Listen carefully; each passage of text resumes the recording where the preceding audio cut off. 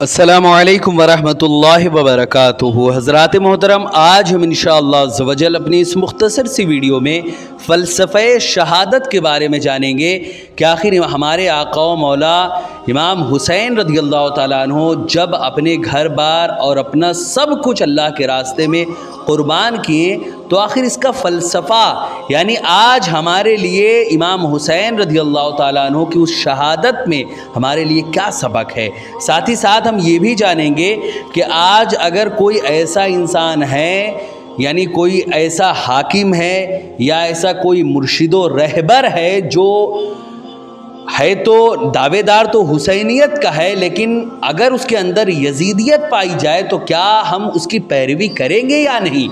या फिर हम ऐसे इंसान के आगे क्या करेंगे। ऐसी बहुत सारी बातों के बारे में हम अपनी इस मुख्तसर सी वीडियो में हम जानेंगे। वीडियो पसंद आए तो वीडियो को लाइक करें, शेयर करें, और अगर हमारे मोहम्मदी चैनल पर नए आए हों तो इसे ज़रूर सब्सक्राइब करके बेल आइकन को भी ज़रूर दबाएं ताकि इस तरह की तमाम इन्फॉर्मेटिव वीडियोज़ आप तक ज़रूर पहुँचे। हज़रात मोहतरम, अल्लाह ताला का बेपाया फ़ज़ल व एहसान है कि उसने हमें एक मोमिन बंदे की शक्ल में पैदा फरमाया और हुजूर रसूल अकरम सल्लल्लाहु अलैहि वसल्लम की उम्मत करार दिया। अगर उसकी शान करीमी शामिल हाल न होती तो ना जाने हम मखलूक की किस कबील से होते और हमारा शुमार ना जाने किस खाने में होता। लिहाजा जब अल्लाह ताला ने हमें ये शर्फ बख्शा और ये इज़्ज़त दी तो हमारे ऊपर भी लाजिमन कुछ न कुछ ज़िम्मेदारियाँ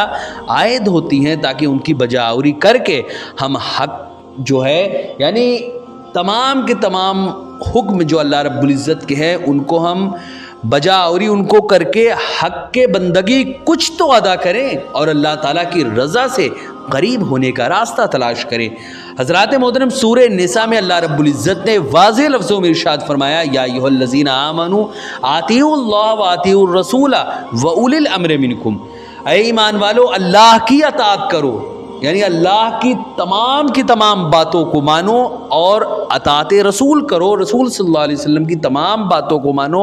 और अपने अमीर और अपने हाकिम की, जो भी तुम्हारा अमीर हो, जो भी तुम्हारा हाकिम हो, जो भी तुम्हारा पीर व मुर्शिद हो, उसकी बातों को, उसकी अताअत करो, उसकी बातों को मानो। हज़रात मोहतरम, इस आयत में अल्लाह रब्बुल इज़्ज़त की अताअत के साथ साथ अमीरों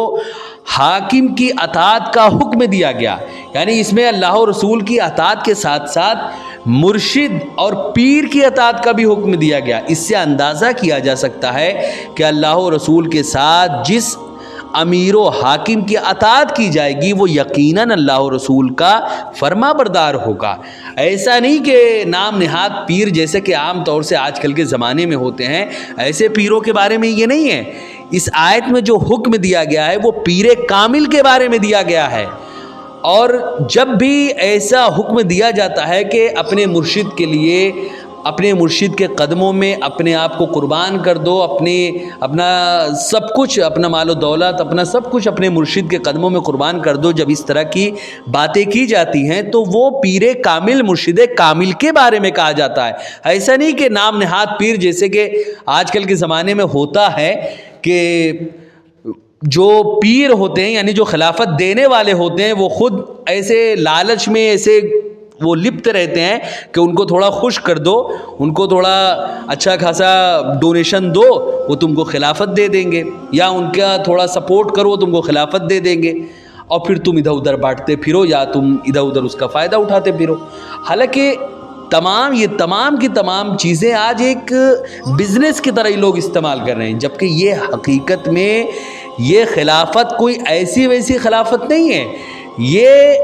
असल में नयाबत रसूल सल्लल्लाहु अलैहि वसल्लम है। हुजूर सल्लल्लाहु अलैहि वसल्लम के नायब होते हैं जो पीर कामिल या मुर्शिद कामिल होते हैं, जो वाक़यातन ऐसे होते हैं जो मुर्शिद कामिल होते हैं, उनकी बात मैं कर रहा हूँ। हज़रात मोहतरम, इसी तरह हमें चाहिए कि ऐसे पीर कामिल जो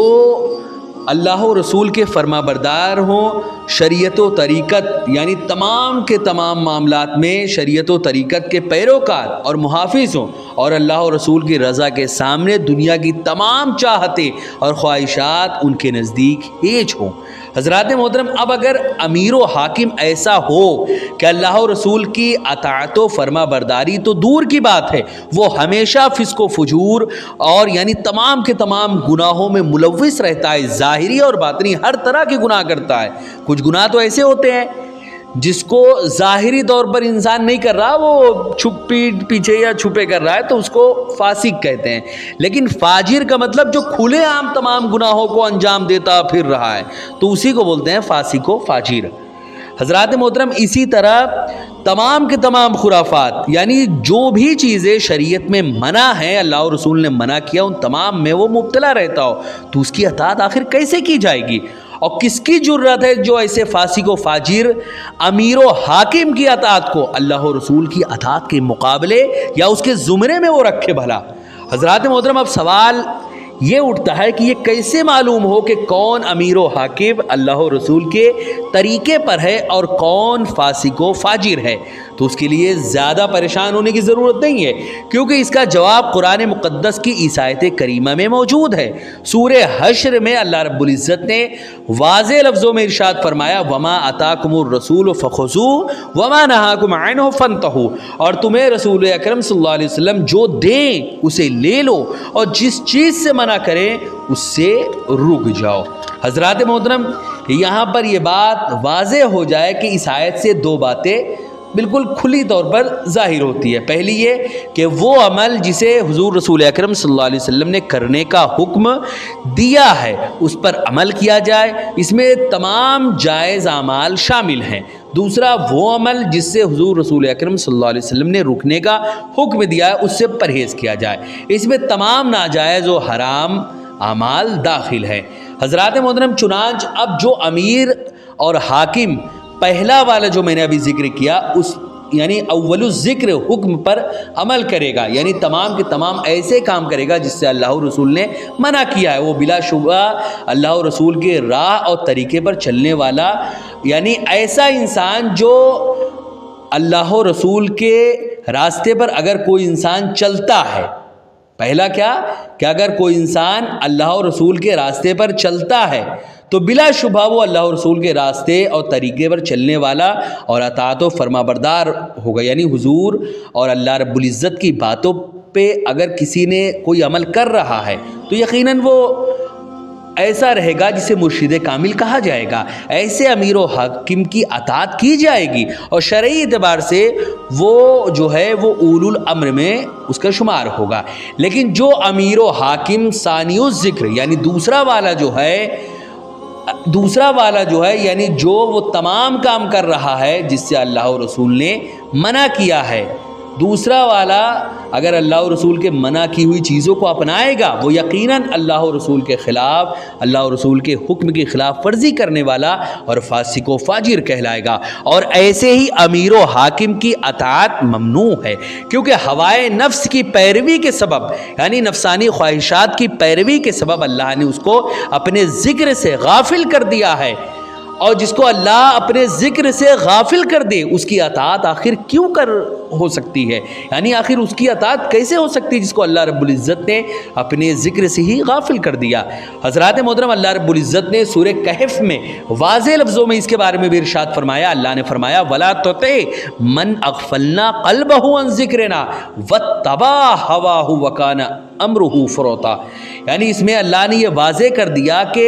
اس کا کہنا نہ مان، اس کی اطاعت نہ کرنا، اس کی باتوں کے مطابق زندگی مت گزارنا، جس کے دل کو ہم نے اپنے ذکر سے غافل کر دیا ہے اور جو اپنی خواہش کے پیچھے پڑا ہوا ہے، جو اپنی نفسانی خواہشات کے ہی پیچھے چل رہا ہے اور جس کا کام حد سے گزر چکا ہے، جس نے اپنی خواہشات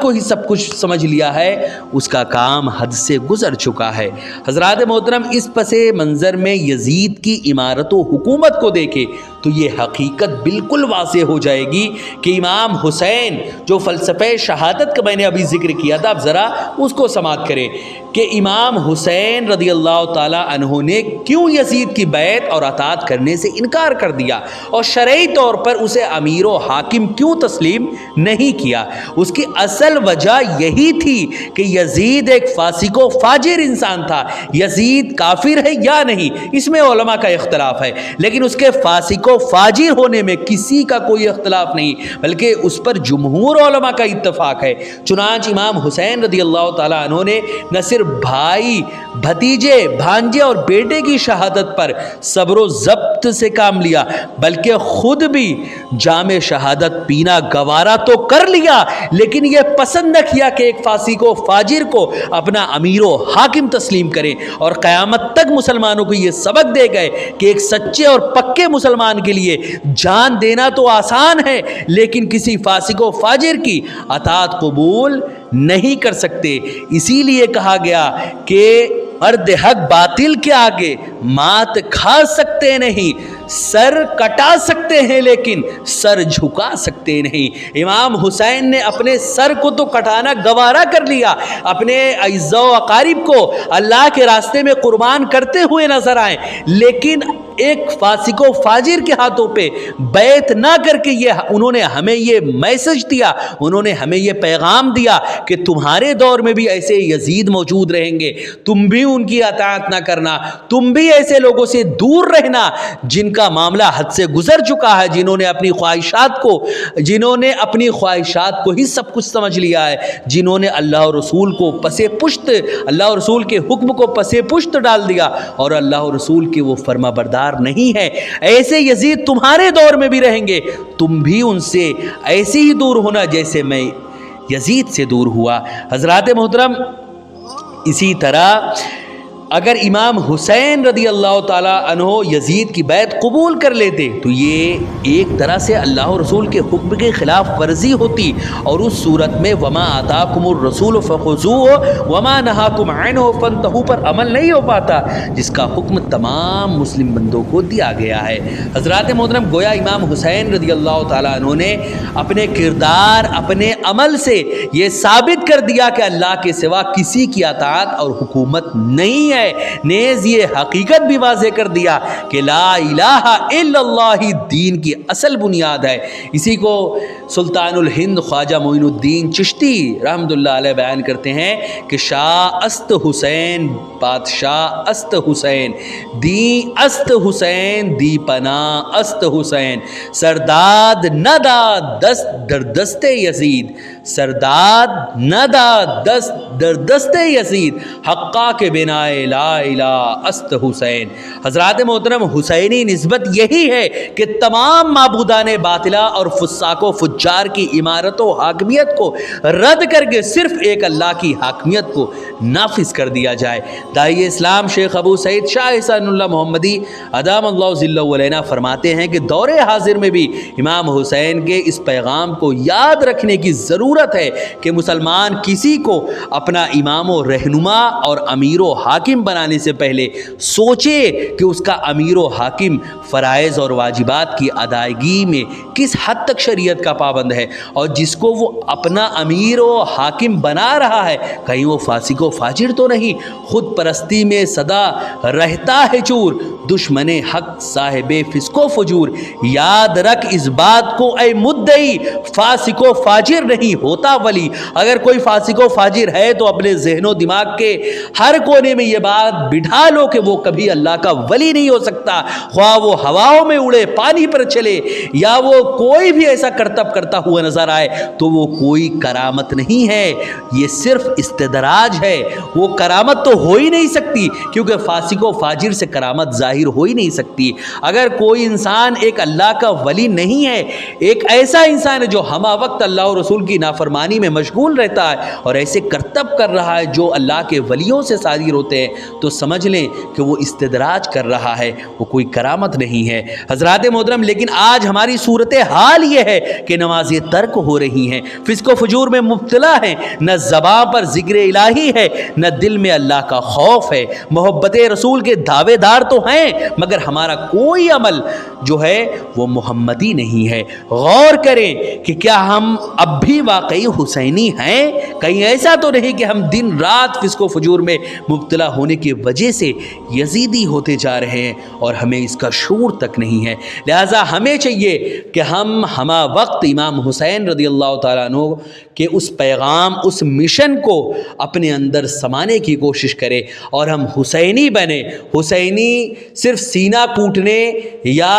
خون بہانے یا اپنے آپ کو زخمی کرنے کا نام نہیں ہے، بلکہ یہ سب چیزیں تو شریعت میں منع ہیں، یہ سب چیزوں سے دور رہنا چاہیے۔ حسینیت تو یہ ہے کہ امام حسین نے کربلا کے میدان میں ہمیں یہ پیغام دیا کہ اگر اپنے آپ کو قربان کرنے کی ضرورت پڑے، اپنی اولاد کو، اپنے اعزاء و اقارب کو اللہ کے راستے میں قربان کرنے کی ضرورت پڑے تو یزید جیسے فاسق و فاجر کے ہاتھوں پہ بیعت نہ کرنا، بلکہ اپنے آپ کو قربان کر کے حسینیت کے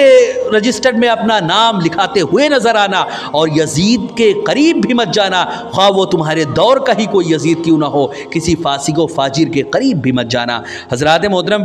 ویڈیو پسند آئے تو ویڈیو کو لائک کریں، شیئر کریں، اور اگر ہمارے محمدی چینل پر نئے آئے ہوں تو اسے ضرور سبسکرائب کر کے بیل آئیکن کو بھی ضرور دبائیں۔ آپ سے گزارش ہے کہ ہمارے چینل پر جتنے بھی ویڈیوز ہیں آپ خود بھی دیکھیں، اپنے دوستوں احباب تک بھی ضرور شیئر کریں۔ السلام علیکم ورحمۃ اللہ وبرکاتہ۔